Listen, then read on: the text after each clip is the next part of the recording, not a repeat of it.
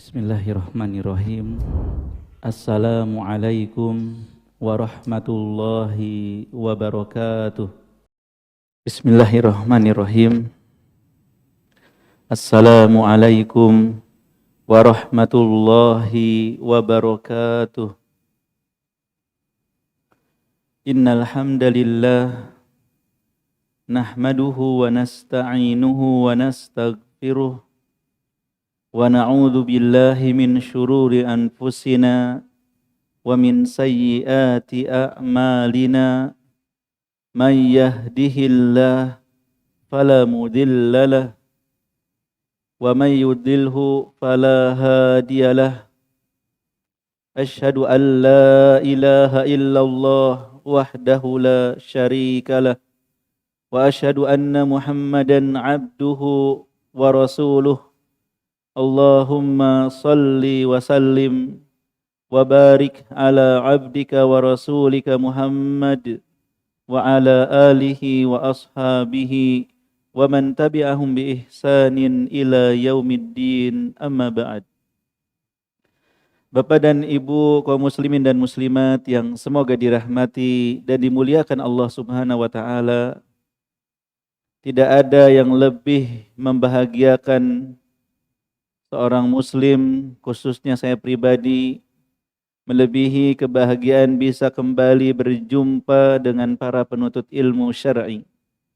Bisa berjumpa dengan orang-orang yang haus akan ilmu di saat sebagian manusia sibuk dengan urusan dunianya semata. Di saat sebagian mereka tidak bangun dari tidur kecuali memikirkan dunia, mengisi hari-harinya dengan dunia, bahkan hendak tidur pun yang mereka ingat dunia.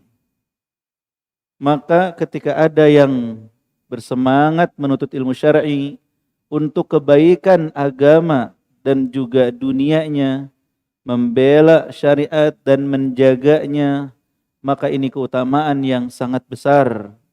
Jika tidak ada keutamaan selain dengan menuntut ilmu ini bisa masuk surga, maka itu sudah sangat cukup.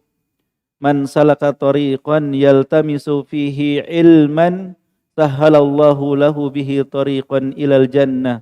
Barang siapa yang hadir di majelis ilmu, berjalan menuntut ilmu syar'i, mempelajari Al-Quran dan juga sunnah Nabi SAW, maka Allah akan mudahkan baginya jalan ke surga.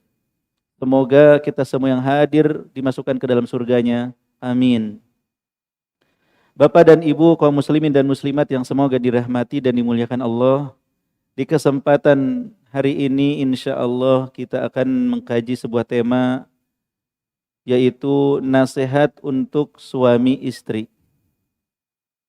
Apakah yang hadir di sini sudah menikah semua? Sudah ya. Yang belakang sudah nikah belum? Belum katanya. Iya. Berarti yang hadir ada yang belum nikah. Tidak apa-apa. Ya. Al-ilmu qabla al-qaul wal amal.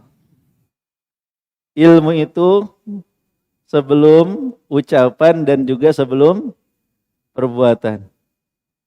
Itu lebih baik daripada yang sudah menikah tapi belum memiliki ilmu. Oleh karena itu sangat penting baik yang belum nikah terlebih bagi yang sudah nikah. Ya, walaupun sudah punya cucu sekalipun. Karena nasihat suami istri itu sangat dibutuhkan berapapun usia pernikahannya.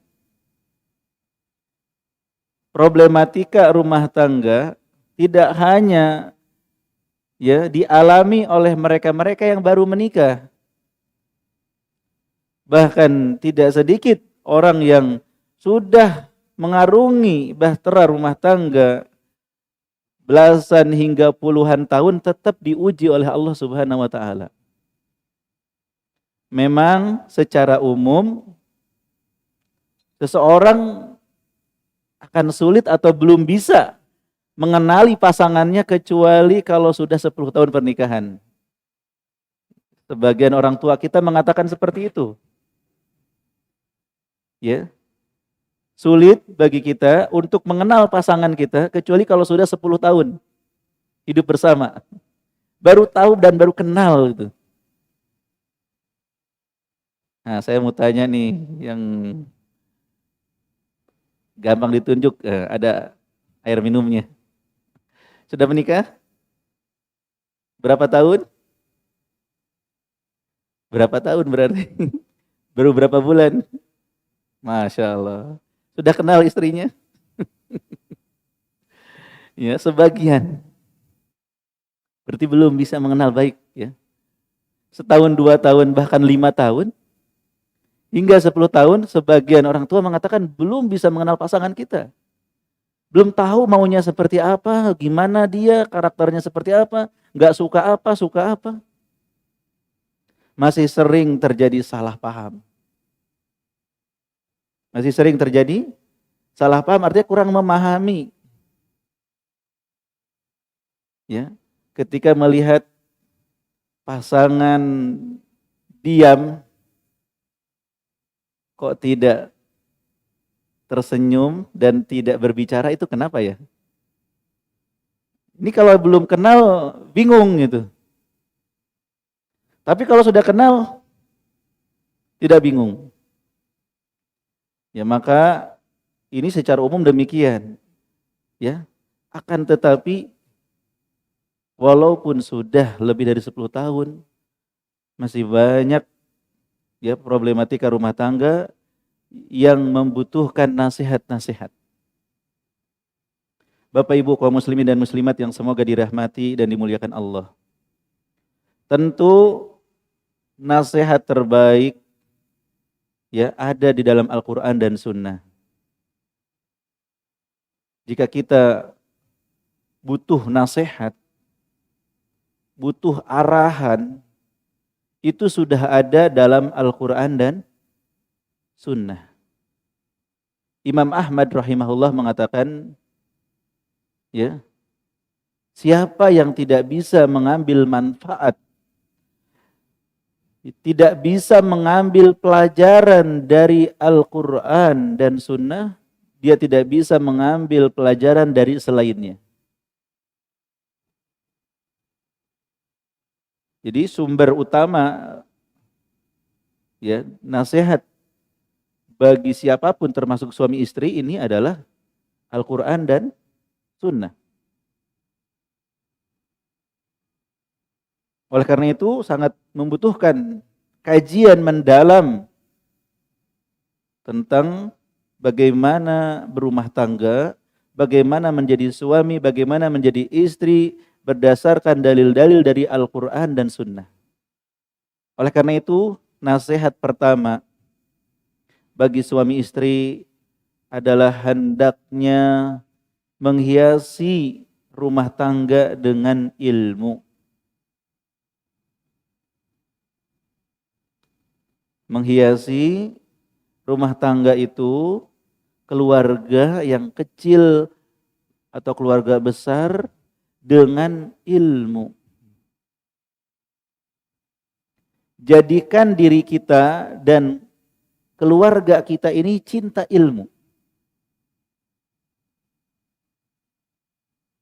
Tentu ilmu yang dimaksud sebagaimana perkataan Abdullah bin Abbas radhiyallahu anhuma, al-ilmu qala Allah wa qala Rasul. Ilmu itu firman Allah Subhanahu wa taala dan sabda Rasulullah sallallahu alaihi wasallam. Ajak keluarga, ajak pasangan dan diri kita sendiri terutama untuk hadir di majelis-majelis ilmu yang dibacakan Al-Quran dan Sunnah.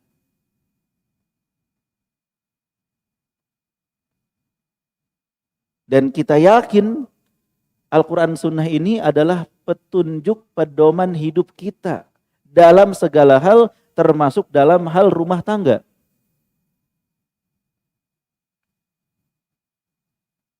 Fa imma ya'tiyannakum minni hudam faman tabi'a hudaya fala khaufun alaihim wa lahum yahzanun. Maka apabila datang kepada kalian petunjukku, ya siapa yang mengikuti petunjukku, maka Allah akan memberikan balasan. Dijauhkannya rasa takut, rasa khawatir, sehingga tenang hidupnya. Walahum yahzanun, dan dijauhkan dari kesedihan, bahagia hidupnya. Rasulullah SAW bersabda, taraktu fikum amrayni ma in tamassaktum bihima lan tadillu ba'di abada, kitab Allah wa sunnati. Aku tinggalkan bagi kalian dua perkara yang apabila kalian berpegang teguh dengan keduanya, kalian tidak akan pernah tersesat selama-lamanya, yaitu kitabullah dan sunnahku.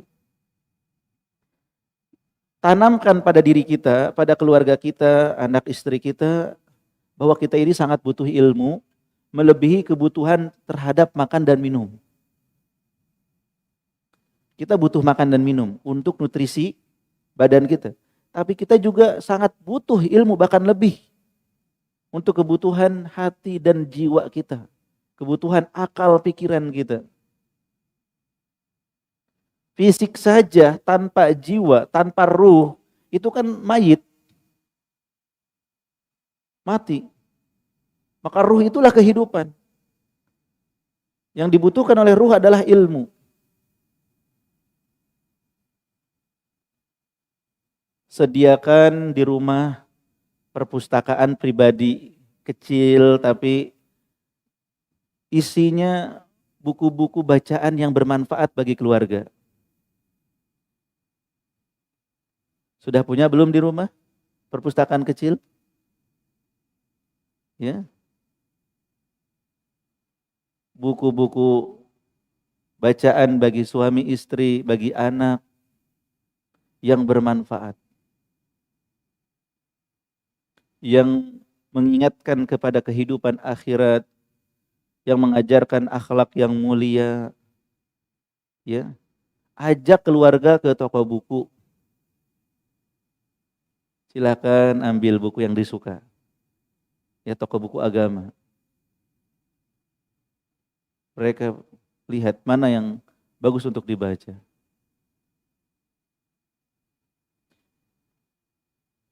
Pasang parabola untuk mendengarkan majelis-majelis ilmu melalui televisi. Atau beli radio untuk mendengarkan melalui radio. Beli majalah secara rutin.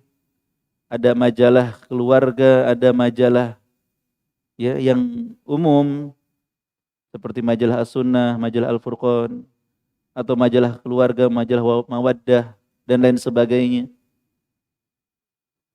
Ya, sehingga kebutuhan terhadap ilmu terus tercukupi. Ya. Dan yang paling utama adalah hadir di majelis ilmu seperti ini. Atau majelis ilmu yang lain yang diajarkan kitabullah dan sunnah Rasulullah. Di hari libur mungkin kita bisa bareng suami istri. Ya, pulang dari kajian, kita jalan-jalan ke tempat-tempat yang baik. Ya. Di hari kerja mungkin istri mengaji di komunitas muslimahnya, suami di kantornya ada pengajian. Intinya menghidupkan keluarga dengan dasar ilmu. Segala permasalahan suami istri itu banyak ya, faktor terbesarnya itu karena kejahilan, karena tidak tahu, karena tidak mengerti bagaimana jadi suami yang baik, bagaimana jadi istri yang baik. Oleh karena itu kalau suami mau menuntut ilmu, istri mendukung. Istri mau menuntut ilmu, suami mendukung. Dan tentunya kita terus ingatkan agar dalam menuntut ilmu itu dengan keikhlasan. Supaya ilmunya bermanfaat. Ya. Niatkan untuk menghilangkan kebodohan dari diri kita, dari orang lain. Niatkan untuk masuk surga, niatkan untuk bisa beramal dengan baik. Karena ilmu yang tidak diamalkan itu tidak bermanfaat sama sekali. Ilmu yang hanya kita dengar, hanya kita tahu, tapi tidak kita amalkan, tidak bermanfaat sama sekali. Nah, ini nasihat yang pertama. Ya. Jadilah keluarga yang cinta ilmu, hadir di majelis ilmu, bacaannya penuh ilmu, tontonannya penuh ilmu, ya, pendengarannya penuh dengan ilmu. Lezat kok ilmu itu. Kata Imam Ahmad, al-ilmu la ya'diluhu syai' liman akhlasat niyatuhu. Ilmu itu tidak ada tandingannya bagi yang niatnya ikhlas. Ini yang pertama. Nasihat yang kedua.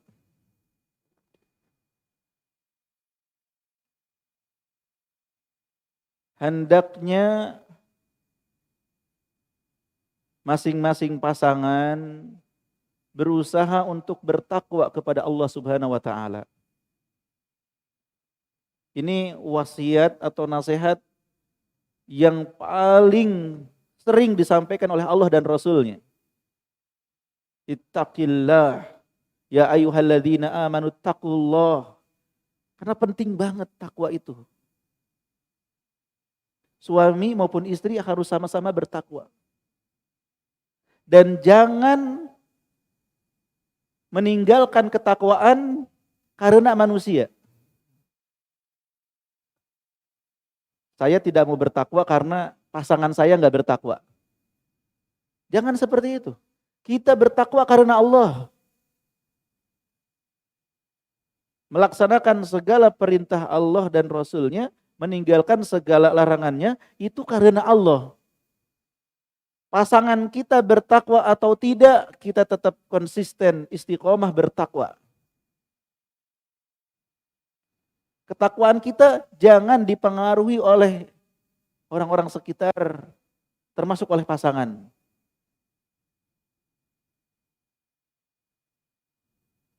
Karena apa? Karena mereka yang membuat kita tidak bertakwa ini tidak akan mempertanggungjawabkan di hari kiamat. Akan berlepas diri dari kita. Oleh karena itu, kita jadikan ya Asiyah, istri Fir'aun, sebagai contoh dan pelajaran. Beliau seorang wanita yang diuji punya suami sangat jahat seperti Fir'aun. Ya, ini ibu-ibu suaminya insya Allah nggak kayak Fir'aun kan. Kalaupun ibaratnya seperti Fir'aun, Asiyah berhasil melewatinya. Tetap solehah, tetap bertakwa, ya, tidak terpengaruh dengan suami. Demikian juga para suami, istrinya seperti apapun tetaplah soleh, tetaplah bertakwa, tidak terpengaruh oleh pasangan. Seorang ulama disebutkan punya istri yang gak soleha. Tajam sekali lisannya, buruk perangainya, sampai para jamahnya itu kasihan. Ya, wahai Syekh, itu istrimu, aduh, kenapa nggak diceraikan aja gitu? Kenapa nggak diceraikan aja?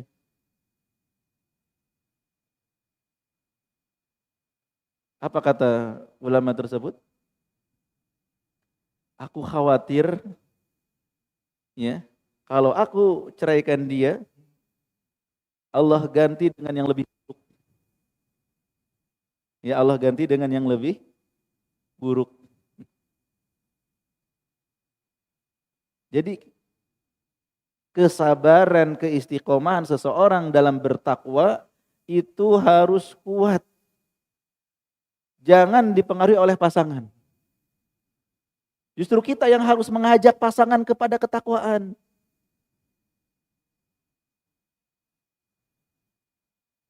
Ingat janji Allah. Wa may yattaqillaha yaj'al lahu makhraja wa yarzuqhu min haitsu la yahtasib. Surat At-Tolak ayat 2 dan 3.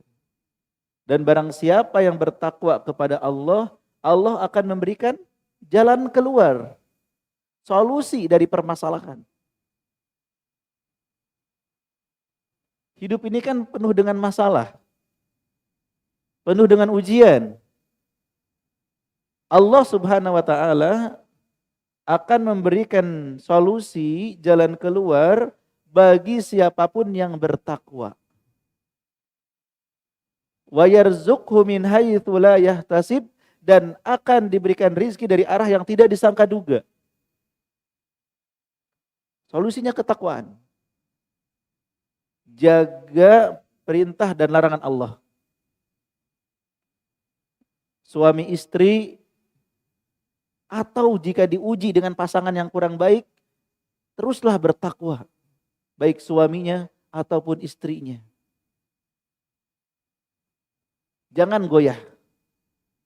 Jangan bilang, dulu waktu belum nikah saya soleha, saya bertakwa. Tapi setelah menikah, tergantung pasangan kali ya, saya jadi gak bertakwa sekarang. Gak bisa seperti itu, Pak. Ya, jangan terpengaruh. Tetap istiqomah. Jaga ketakwaan, terutama di rumah, di jalan, di tempat kerja, dimanapun. Ittaqillaha haitsuma kunta, kata Rasulullah. Bertakwalah kepada Allah dimanapun engkau berada. Ini nasihat yang kedua. Nasihat yang ketiga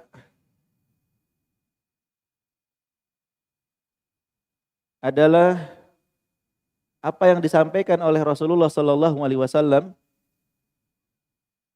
dalam hadis yang sahih, la yafruqu mu'minun mu'minah in kariha minha khuluqan radiya minha khuluqan akhar. Janganlah seorang suami membenci istrinya. Ya. Janganlah seorang muslim, seorang mukmin membenci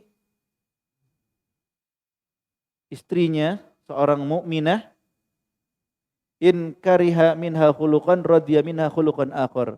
Jika dia benci atau enggak suka dengan salah satu perangai pasangannya, pasti dia itu suka dengan perangai yang lain.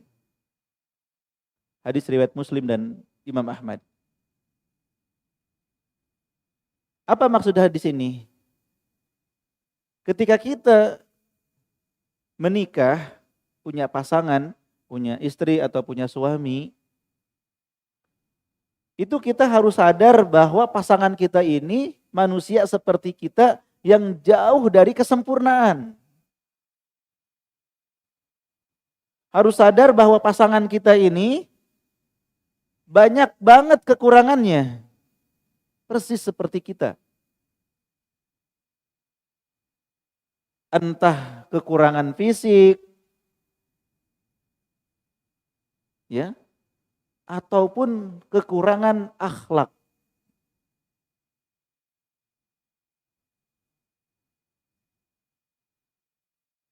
Sesoleh-solehnya lelaki, pasti ada kekurangan entah fisik maupun akhlak. Sesoleha-solehanya akhwat, wanita, harus tahu mereka tuh ada kekurangan entah itu fisik ataupun akhlak. Gak ada yang sempurna di dunia ini.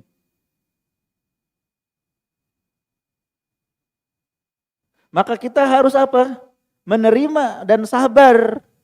Jangan gara-gara kekurangannya, ya, yang tidak kita sukai, kita benci seluruhnya, jangan.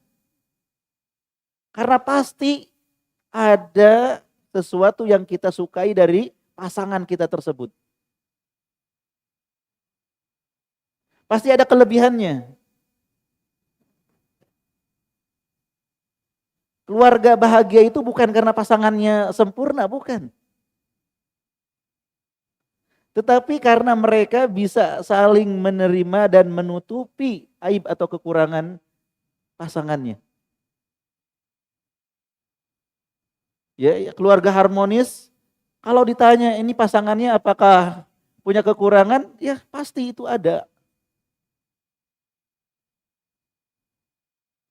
Tapi kenapa bisa tetap harmonis? Ya karena kelebihannya banyak. Kelebihan suami kita banyak, kelebihan istri kita banyak. Kalau kita mau lihat kekurangannya ya pasti ada. Betul apa betul? Atau ada di sini yang pasangannya sempurna? Ya. Jangan terlalu tinggi dalam berekspektasi kepada manusia. Jangan terlalu berharap kepada manusia. Wah, istri saya sempurna. Itu hanya bagi yang menikah kemarin. Ya, termasuk beliau ini baru berapa bulan, 3 bulan. Wajar kalau beliau bilang istri saya sempurna. Mungkin gitu ya. Berarti belum kenal istrinya. Kalau masih menganggap istrinya sempurna. Suami saya sempurna, berarti belum kenal suaminya. Suami Anda nih manusia, belum kenal ya sama manusia. Manusia itu banyak kekurangannya. Manusia itu banyak kekurangan di samping kelebihan.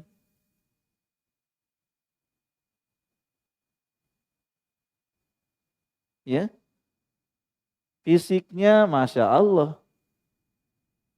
Paling tampan sejagat raya. Atau paling cantik se-Indonesia raya.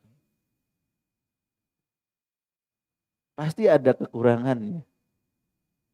Ya akhlaknya, walaupun ada kebaikannya tapi ada kekurangannya. Oleh karena itu jangan fokus sama kekurangan. Kalau kita fokus sama kekurangan, kita nggak akan pernah bisa bahagia bersama pasangan kita. Kesel terus, benci terus. Yang dilihat hanya kekurangan, kekurangan, kekurangan, kekurangan. Apa yang harus kita lihat? Apa yang harus kita fokuskan? Apa yang kita sukai, yang kita ridhoi dari pasangan kita tersebut. Ya dari sisi fisiknya ada yang kita sukai dari fisik istri kita, suami kita, ada. Dari sisi akhlak, perilaku, karakter, ada yang kita sukai dari suami kita, dari istri kita. Abaikan kekurangan-kekurangannya. Nikmati kelebihan-kelebihannya. Oleh karena itu, usulan-usulan orang lain terkait pasangan kita itu jangan ditelan mentah-mentah.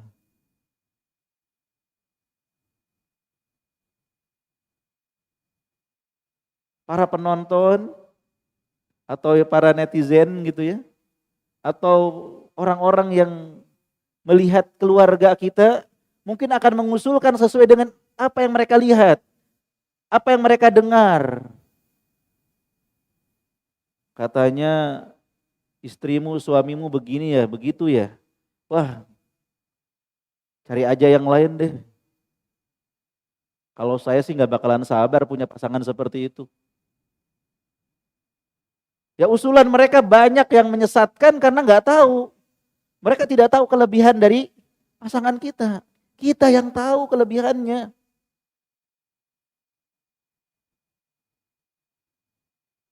Kita yang tahu kelebihannya. Kita yang tahu kenapa harus tetap bertahan bersama dia.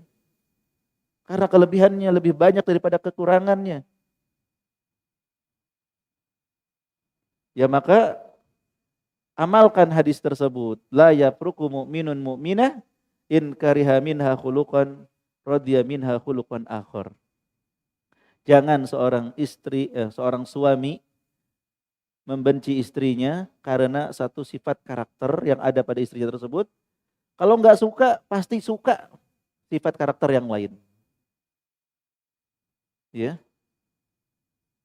istri kita tuh banyak kelebihannya pasti.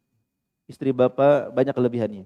Suami ibu pasti banyak kelebihannya. Coba fokus pada kelebihannya. Dan ingat,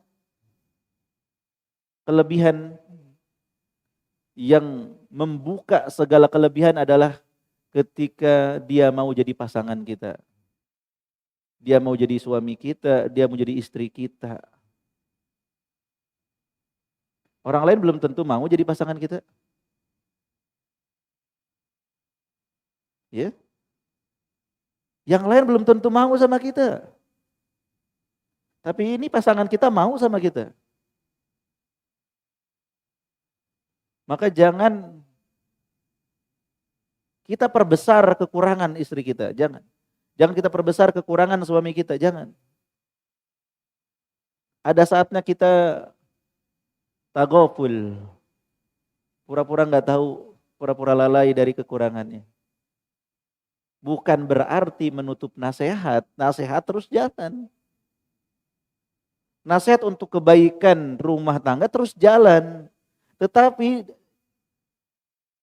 dengan penuh kesabaran dan memberikan toleransi yang tinggi. Mungkin di antara kita menasehati pasangan itu butuh 5 tahun, butuh 10 tahun, bahkan mungkin butuh 20 tahun. Baru dia berubah. Gak bisa dengan serta-merta.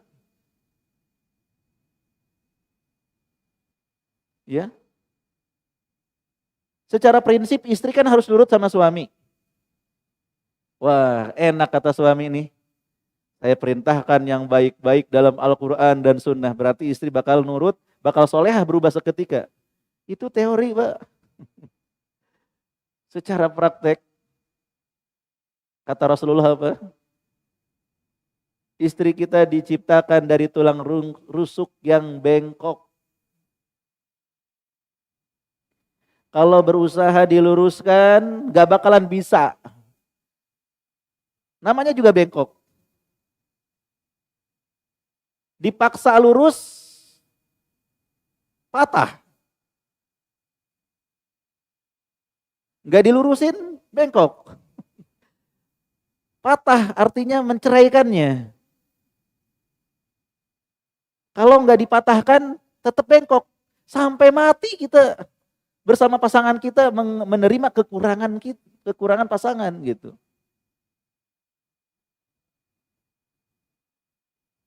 Ya walaupun seorang wanita itu penghafal Quran misalnya. Seorang Masya Allah ilmu syar'inya, ya lulusan kuliahan yang agama, tetap ingat bahwa pasangan kita ini walaupun punya ilmu dan segala macam ini, tetap punya kekurangan yang harus diluruskan. Demikian juga suami. Suami yang punya ilmu, suami pesantrenan, suami ulama, sama suami juga akan punya kekurangan. Tidak ada yang menikah dengan malaikat di sini. Kita menikah dengan manusia. Yang keberapa tadi? Ketiga ya. Yang keempat.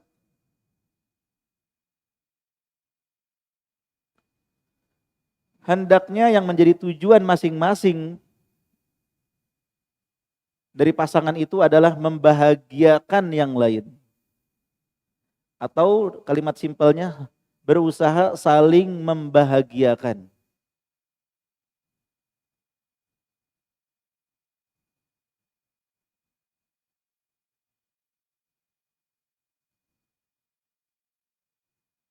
Di antara amalan yang besar pahalanya disebutkan oleh Rasulullah idkhalus surur fi qulubil mu'minin. Memasukkan kebahagiaan di hati kaum muslimin. Gimana caranya agar kaum muslimin itu bahagia gitu? Biar senang. Istri kita, suami kita termasuk kaum muslimin dan muslimat yang harus kita bahagiakan. Bagaimana cara membahagiakan istri kita? Bagaimana cara membahagiakan suami kita?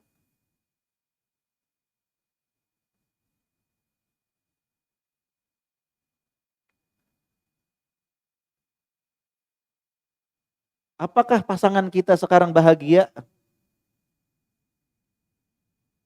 Masing-masing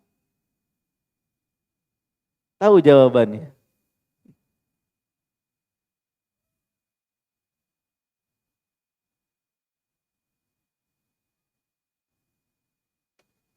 Sebagian orang mengatakan, tapi kan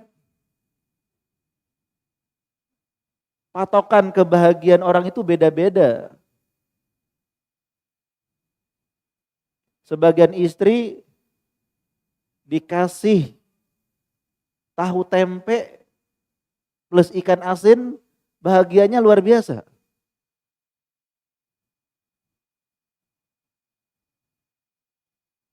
Sebagian istri yang lain dikasih ayam tiap hari aja mengeluh nggak bahagia. Ini contoh gitu. Lantas jadi patokannya apa? Membahagiakan pasangan itu.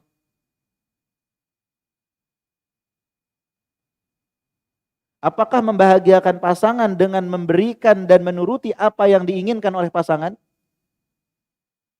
Semuanya. Walaupun terkadang melanggar syariat. Apakah begitu cara membahagiakan?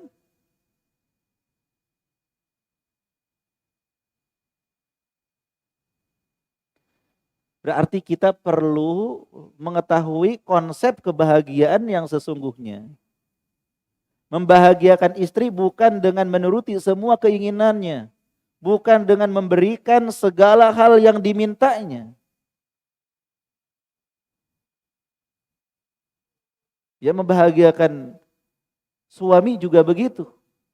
Bukan dengan mengikutinya walaupun maksiat. Demi kebahagiaan ngikutin suami walaupun sedang berhalangan misalnya. Bukan begitu. Kebahagiaan yang sesungguhnya itu letaknya di hati.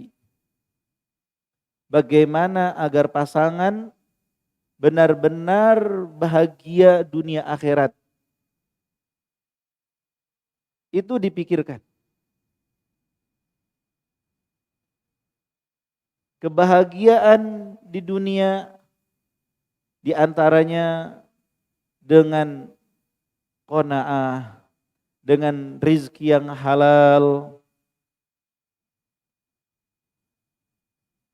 dengan tunduk patuh kepada syariat Allah, yang mana bahagianya itu bukan hanya di dunia tapi akan berlanjut sampai akhirat. Ya maka gimana caranya agar pasangan kita bisa mendapatkan kebahagiaan yang sesungguhnya, bukan kebahagiaan semu.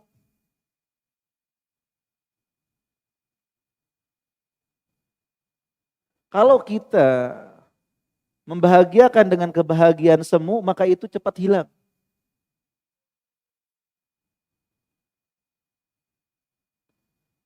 Contoh, ingin membahagiakan istri dengan membangunkan rumah megah misalnya. Walaupun hutang. Ini untuk istri saya.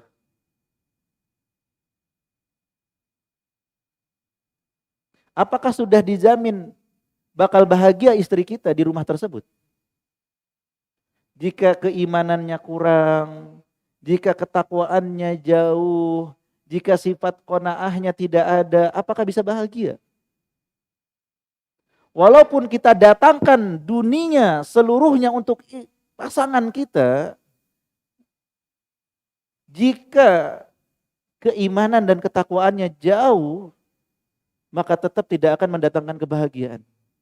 Tidak ada rasa syukur, tidak ada rasa berterima kasih, dan tidak ada yang bisa mendatangkan kebahagiaan di keluarga.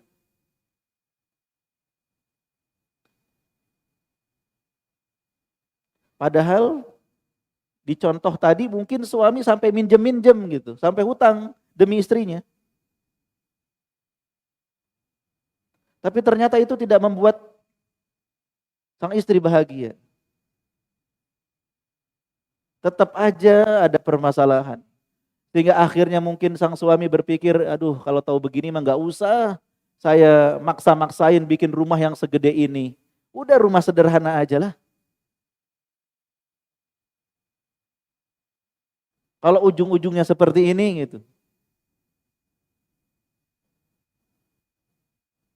Jadi berusaha membahagiakan itu bagaimana? Konsep kebahagiaannya harus benar.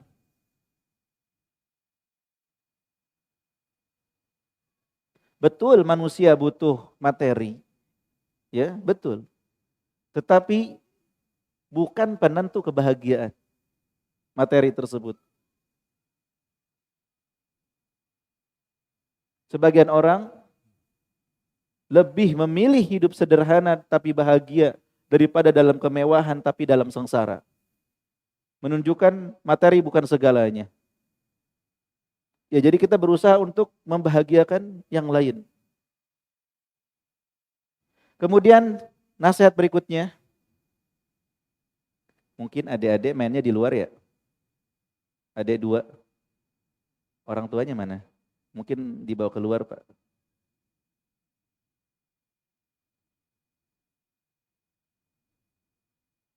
Ya barakallahu fiik, ya main di luar ya. Bapak Ibu kaum muslimin dan muslimat yang semoga dirahmati dan dimuliakan Allah Subhanahu wa taala. Nasihat berikutnya, jangan membiarkan hari-hari kita berlalu dengan hambar tanpa ada rasa cinta dan kemesraan.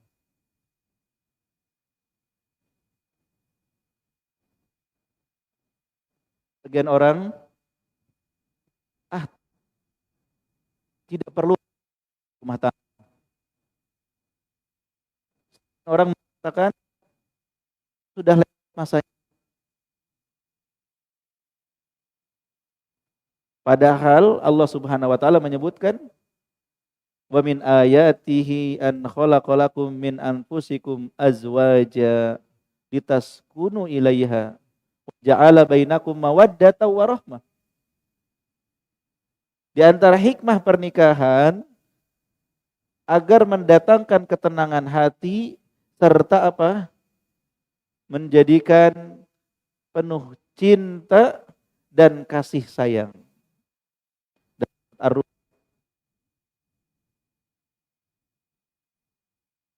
Jadi bagaimana menumbuhkan rasa cinta itu selalu ada antara suami dengan istri. Jangan ada hari kecuali ada cinta di situ. Antara suami dengan istri.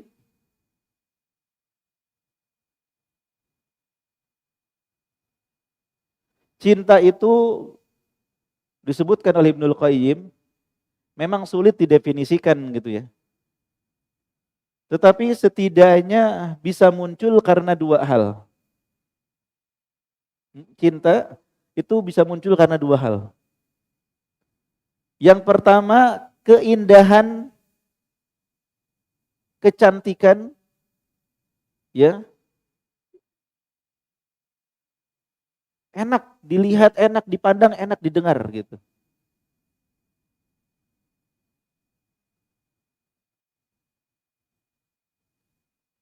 Fisiknya, akhlaknya itu memang enak untuk dilihat dan didengar dan dirasakan.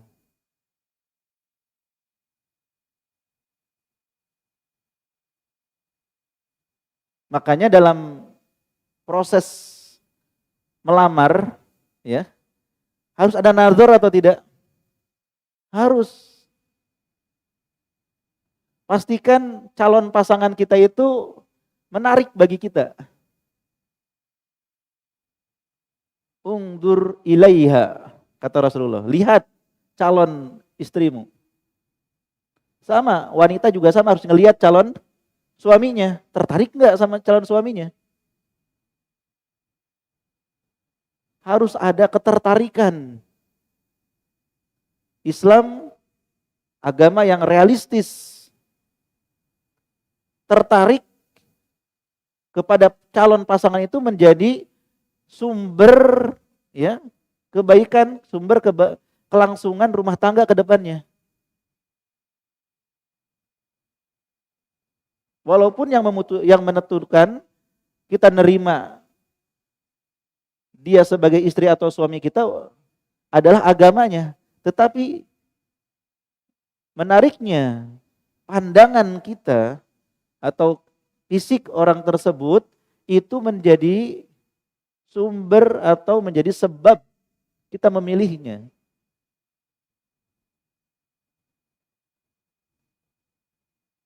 Jadi pastikan nih calon suaminya menarik nggak? Calon istrinya menarik atau enggak? Ketika dasarnya kita tertarik sebelum nikah, berarti aslinya suami istri itu saling menarik satu sama lain. Aslinya. Terus kenapa setelah menikah berubah? Kok nggak tertarik lagi? Maka yang pertama ini harus tetap terlihat menarik, terlihat cantik, terlihat tampan, terlihat bagus gitu. Ada keindahannya pada diri kita. Berarti supaya dicintai oleh pasangan, jadikan diri kita ini menarik.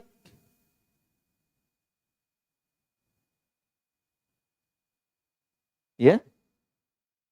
Dengan cara berdandan. Bukan cuma milik wanita dandan itu. Laki-laki juga harus dandan.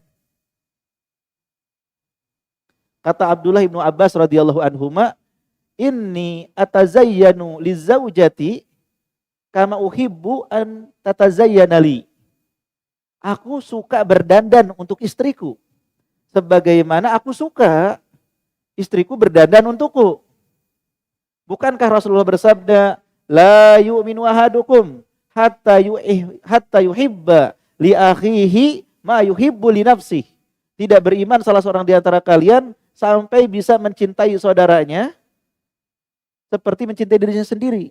Kita suka ngelihat pasangan kita berdandan, maka kita pun harus mau berdandan. Jadikan kita ini menarik gitu. Mandi, cukur rambut yang rapi, cukur kumis yang rapi, pakai pakaian yang enak dilihatnya, pakai minyak wangi, rapi, enak dilihatnya, enak berada di dekatnya. Demikian juga sang istri. Sang istri harus rajin mandi. Jangan sampai tercium bau yang tidak sedap oleh suaminya. Pakaian-pakaian yang disukai oleh suami.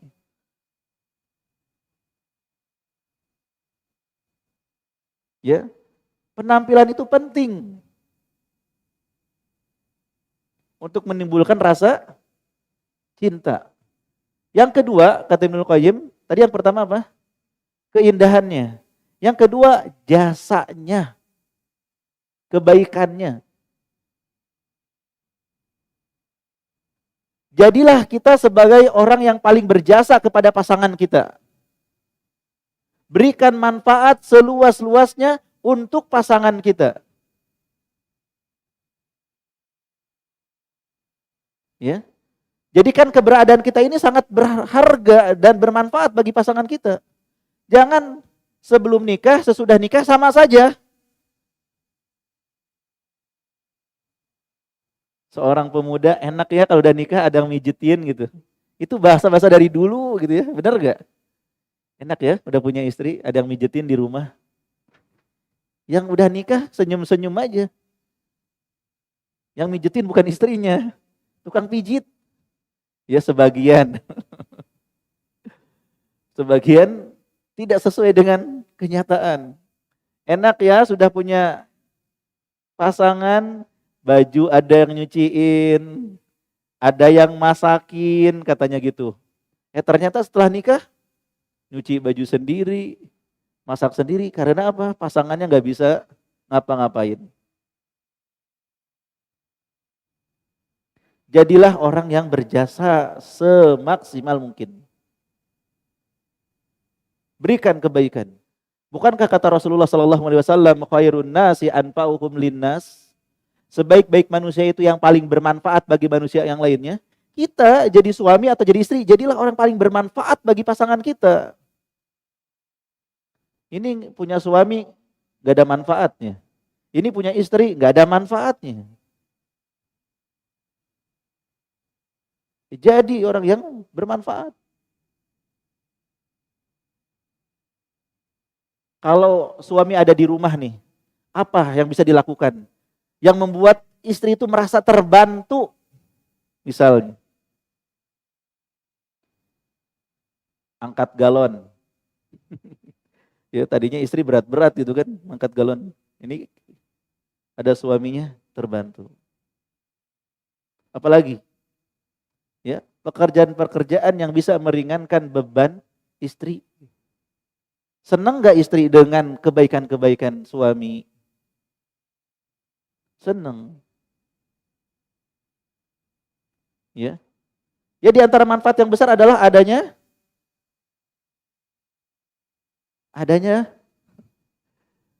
uang. Ya untuk kebutuhan belanja di rumah. Wa bima anfaqu min amwalihim. Ya sudah menjadi keharusan bagi laki-laki itu memberikan nafkah kepada istrinya. Jangan kita sebagai suami justru malah jadi beban bagi istri. Salah besar orang yang bilang, saya itu kalau nikah pengen cari yang kaya, tinggal duduk santai, duit dari istri. Ini kebalik ini. Melanggar fitrah. Fitrahnya laki-laki yang memberikan harta kepada wanita. Yang menafkahi itu laki-laki. Walaupun si wanita kaya, tetap kewajiban itu melekat pada laki-laki.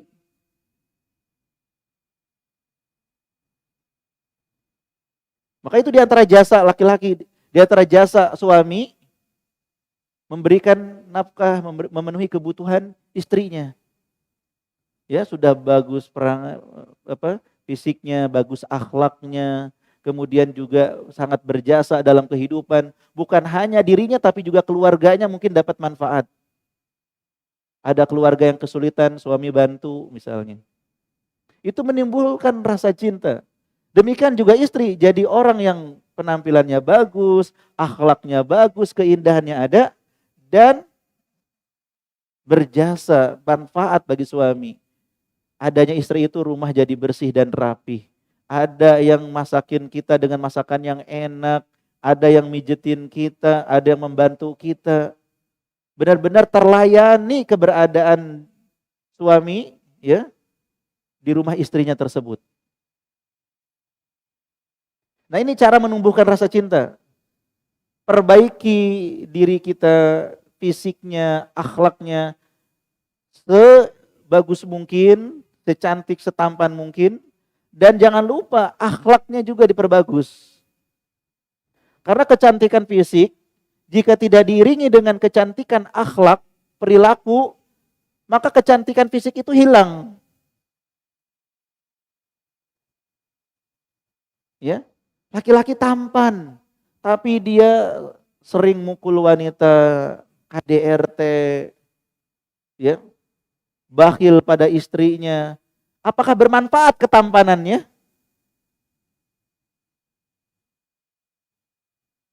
Seorang istri begitu cantik, tapi lisannya lebih tajam dari pedang. Selalu menusuk ya ke dalam jantungnya. Tidak pernah bersyukur ketika diberikan kebaikan. Apakah kecantikannya bisa bertahan? Tentu hilang. Ya maka percantik luar fisiknya, percantik batinnya, akhlaknya. Setelah itu berikan kebaikan secara maksimal kepada pasangan, maka insya Allah akan muncul rasa cinta ya dan tidak hambar. Kemudian di antara nasihat lainnya,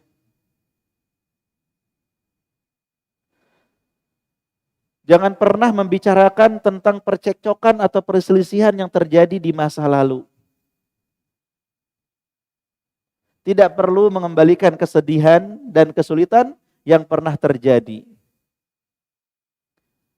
Gak usah ngungkit-ngungkit permasalahan yang sudah pernah terjadi di masa lalu. Jangan terus kita menyebutkan kejadian itu udah terjadi 5 tahun yang lalu. Ya. Hal yang menyakitkan dan terjadi beberapa tahun yang lalu.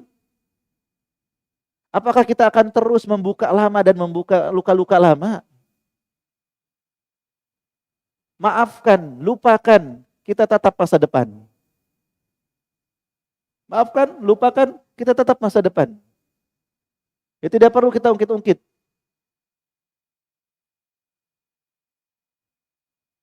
Pasangannya pernah kurang menyambut keluarga kita dengan baik misalnya.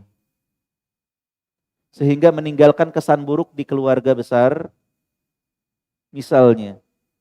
Dan itu terjadi 10 tahun yang lalu.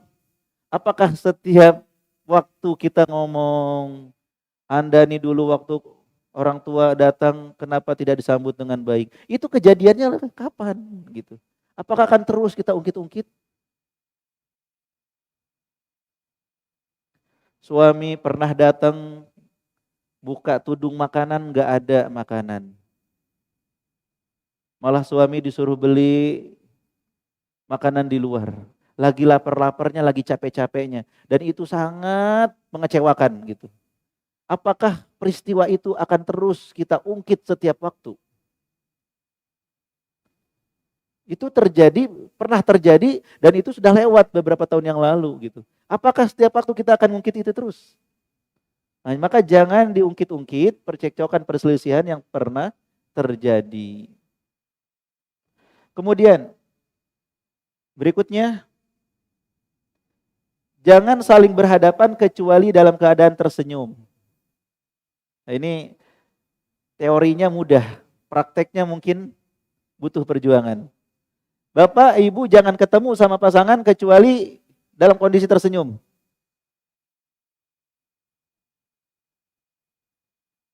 Bisa enggak? Pulang dari kerja,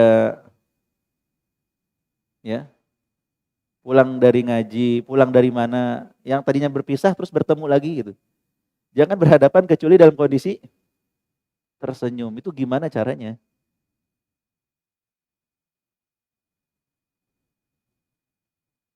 Rasulullah sallallahu alaihi wasallam bersabda, "Tabassumuka ala wajhi akhika shadaqah." Senyummu di hadapan saudaramu itu kan sedekah. Apalagi di depan istri, di depan suami. Suami terlambat pulang karena macet. Atau karena ban bocor. Apa yang terbayang di benak suami kalau pulang nanti? Ya, HP mati, nggak bisa ngasih tahu. Nggak bisa fotoin, nggak bisa videoin sebagai bukti ke rumah. Gimana? Apa yang terbayang ketika kita terlambat dan tidak bisa ngasih kabar? Apakah terbayang senyuman istri yang menyambut? Ataukah istri yang penuh dengan kemarahan pegang sapu lidi? Kenapa terlambat? Ya. Kita harus bisa menghadapi itu semua kemungkinan dengan penuh senyuman gitu. Kalau istri senyum, alhamdulillah. Kalau istri marah, mungkin karena dia terlalu sayang sama kita, terlalu cinta sama kita. Khawatir kita nggak menghubunginya. Disenyumin aja suaminya pakai sapu lidi. Ya. Demikian juga istri ketika menyambut suami, selalulah tersenyum. Walaupun mungkin suaminya ngeselin gitu. Tapi ini wasiatnya kita harus berusaha untuk selalu tersenyum. Mengolah hati, emosi, supaya bisa tetap tersenyum di depan pasangan.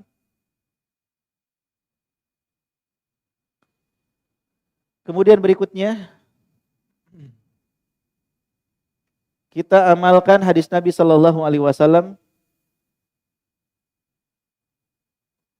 Laisa minna man lam yarham saghirana wa yuwaqqir kabirana. Bukan termasuk golongan kami, kata Rasulullah. Orang yang tidak menyayangi orang yang lebih muda darinya dan tidak bisa menghormati orang yang lebih tua. Ya, hadis riwayat At-Tirmidzi yang menunjukkan hubungan manusia secara umum dan suami istri secara khusus. Antara suami istri itu kan ada yang tua, ada yang muda. Dan itu berkisar antara memuliakan yang lebih tua, menyayangi yang muda.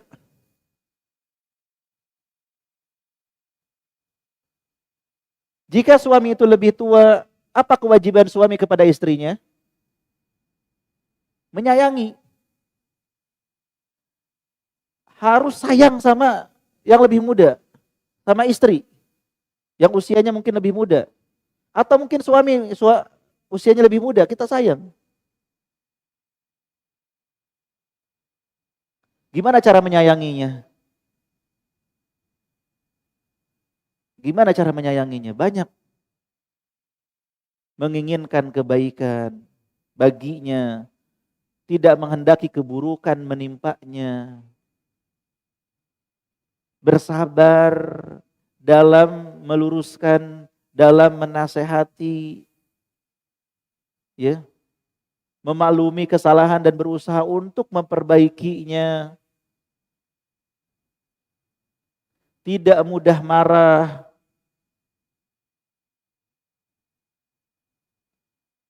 Jadi sayang kepada yang lebih muda. Kemudian yang lebih tua, istri misalnya ke suami karena suaminya lebih tua, apa kewajiban kita dalam hadis ini? Menghormati, memuliakan, tidak boleh menghinakan, tidak boleh merendahkan. Kalau nggak bisa mengamalkan, kata Rasulullah, laisa minna, bukan golongan kami, bukan orang yang menjalankan ajaran kami dengan sebaik-baiknya. Tentu kita tidak mau dong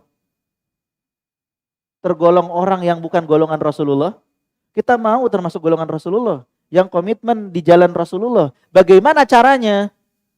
Ketika bertemu dengan orang lebih muda, teman kita, saudara kita, termasuk istri kita, kewajiban kita menyayanginya.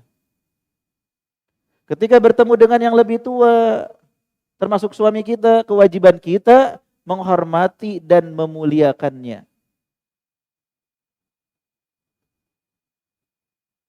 Amalkan hadis ini. Ya, suaminya lebih tua, muliakan, hormati. Kalau nggak bisa memuliakan dan menghormati, berarti kita melanggar hadis ini. Kata Rasulullah, laisa minna, bukan golonganku. Lihat istri kita yang lebih muda, sayangi. Bagaimana orang tua menyayangi anaknya? Senakal-nakalnya anak, orang tua akan tetap sayang. Sabar. Seperti itulah kepasangan kita. Kalaupun kita harus marah karena Allah dan tidak mengurangi kasih sayang kita kepadanya. Ingin dia lurus, ingin dia lebih baik. Kemudian jangan marah dalam waktu yang bersamaan. Kalau salah satu pasangan marah, yang lain diam, sabar. Jangan ikut-ikutan. Ya, bikin perjanjian dengan pasangannya. Pokoknya nggak boleh kita marah barengan. Kalau Anda marah, saya nggak boleh marah. Kalau saya yang marah, sabar, jangan ikutan marah. Orang yang marah itu emosi, ya, sering tertutup hatinya, tertutup matanya. Maka diam aja, jangan dibantah, jangan ngelawan, cukup minta maaf. Sesimpel itu. Apakah harga diri kita direndahkan? Tidak.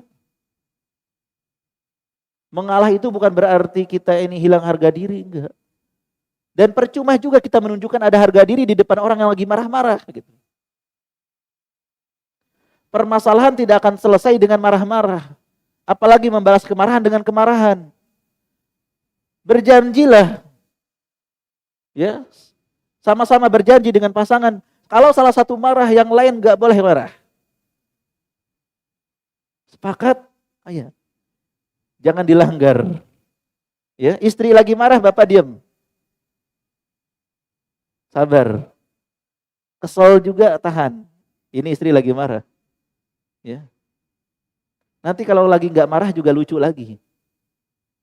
Ya, menggemaskan lagi. Ini lagi marah aja nih, serem seperti monster. Demikian juga kalau suami sedang marah, ibu-ibu diam, sabar. Kemudian yang terakhir, jangan ada kebisuan di antara suami istri. Apa itu kebisuan? Sulit berkomunikasi. Komunikasi suami istri itu harus cair, harus lancar, harus bisa berbicara. Dengarkan kalau pasangan lagi bicara. Kalau perlu dipersilakan, mungkin kurang panjang, lanjutkan bicaranya gitu. Biarkan semua unek-unek pasangan kita itu keluar. Sama seperti kita juga minta kesabaran pasangan kita ketika kita ada unek-unek kita sampaikan. Tidak perlu dibantah sekaligus saat itu juga. Tidak perlu membela diri. Komunikasi harus jalan. Jika tidak akan ada kebisuan. Kapan kebisuan terjadi? Ketika pasangan sudah putus asa, percuma saya bicara. Saya bicara hanya akan menambah masalah. Saya bicara hanya akan menimbulkan pertengkaran. Ini ketidakyakinan dan tidak ada optimis dalam berbicara. Oleh karena itu, ketika pasangan berbicara, hargai dan dengarkan. Istriku, barangkali engkau mau bicara, mau menyampaikan sesuatu, sampaikan aja. Siapa dengerin? Gak akan marah. Ternyata dia ngomongin kesalahan dan kekurangan kita. Pedesnya, keselnya, apalagi mengandung tuduhan sedikit misalnya. Resiko, sabar. Jangan dulu dibantah. Apalagi jangan sampai kita marah. Kalau kita ngebantah dan marah, besok-besok gak mau cerita lagi, gak mau bicara lagi. Demikian juga para istri, suamiku, kalau ada komentar di rumah, komentar tentang diriku ngomong aja. Biarkan suami berkomentar, ini sayur keasinan, ini rumah kenapa kurang bersih, pojok-pojoknya gak disapu, ini debu-debu kenapa gak dilap. Biarin aja dengerin. Walaupun kita pengen membela diri, kita punya pembelaan sebenarnya. Ya karena begini-begini, tapi tidak perlu kita bantah saat itu juga. Biarkan pasangan berbicara. Kecuali kalau kita lihat, itu yang ingin saya sampaikan. Saya kecewa kenapa di rumah gak ada lauk, kenapa gak ada makanan. Saya capek misalnya. Harus nyari-nyari lauk lagi di luar. Mohon maaf. Nah, suatu waktu saat tenang baru kita jelaskan. Saya mohon maaf waktu itu gak menjawab. Ingin ngasih tahu saat itu tuh kedatangan tamu dari keluarga. Gak sempat untuk melakukan ini, untuk melakukan itu. Oh begitu, mohon maaf ya. Sudah berprasangka atau sudah mengatakan yang kurang tepat. Jadi tidak boleh membuat suami istri itu bisu. Maka berikan ruang untuk berkomunikasi. Maunya apa, sukanya apa, gak sukanya apa gitu. Belum tentu langsung dipraktekkan, belum tentu langsung dijalankan, belum tentu. Ya. Suami misalnya sangat senang sebagian istrinya itu, ya sangat senang kalau istrinya di pagi hari misalnya tidak tidur lagi setelah sholat subuh, langsung bersegera masak nasi, masak lauk, menyediakan air hangat untuk suaminya, menemani suaminya makan sarapan dan segala macam. Tapi qadarullah istrinya itu kebiasaan sebelum nikah tidur lagi setelah subuh misalnya. Ini suami jangan merana, diem, ngambek, gak jelas begitu. Tapi ngobrol baik-baik dengan istrinya. Istriku, sebenarnya ada harapannya begini. Setelah suami menyampaikan pun jangan berharap besok langsung dipraktekin sama istri. Ya istri butuh waktu, istri butuh berkali-kali kita ngingetin, butuh berkali-kali kita ngajarin untuk sesuai dengan keinginan kita gitu. Suami juga sama, istrinya ngingetin suami, senang suami yang berolahraga, senang suami yang bantu-bantu nyapu ngepel, senang suami yang begini dan begitu. Ungkapkan, sampaikan ke suaminya. Tapi sabar kalau besok suaminya belum melakukan. Baru kemarin ngomong, senang sama suami yang nyapu ngepel. Ini suaminya gak mau bantu nyapu. Ya sabar gitu. Tapi yang penting diungkapkan. Sehingga masing-masing tahu apa yang diinginkan, apa yang diharapkan, apa yang disukai, apa yang tidak disukai. Ya, mencari titik temu, mencari jalan keluar bareng-bareng. Wallahu a'lam bishawab. Bapak Ibu, nampaknya sebentar lagi waktu zuhur ya. Masih banyak nasihat-nasihat itu. Insya Allah ya di kajian-kajian lainnya kita bisa bahas kembali hal yang berkaitan dengan suami istri. Ini ada beberapa pertanyaan mungkin kita jawab saja ya sampai menjelang zuhur.